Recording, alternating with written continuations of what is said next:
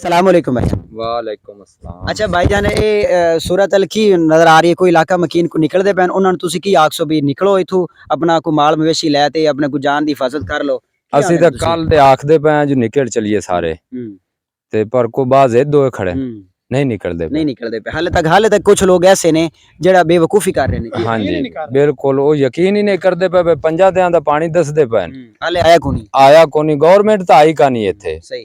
ਤੇ अच्छा गवर्नमेंट दा या कोई पटवारी हजरात कोई बंदा भी नहीं ਕੋਈ था ਨਹੀਂ ਆਇਆ ਇੱਥੇ।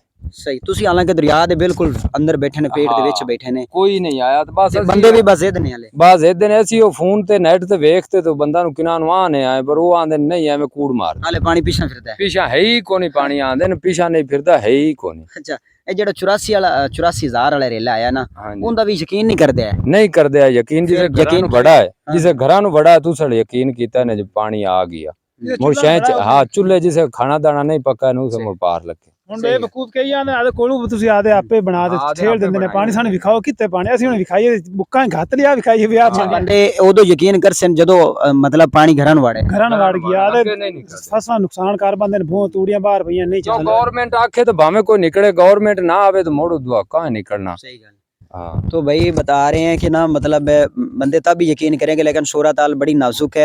गंडा सिंह के मकाम पे 2.25 लाख जो रेला है 1988 के बाद वाला जो मतलब 1988 जैसा सैलाब भी है। तब तो सूरत हाल ये थी कि दरिया के रास्ते बड़े थे अब दरिया के रास्ते बड़े नहीं मतलब नहीं है तो हर जगह प्लेन हुई पड़ी है लिहाजा कोशिश करें कि निकलें अपने जितने भी दरिया बेल्ट में बंदे बैठे हैं। बहुत शुक्रिया जी अस्सलाम हाफिज़।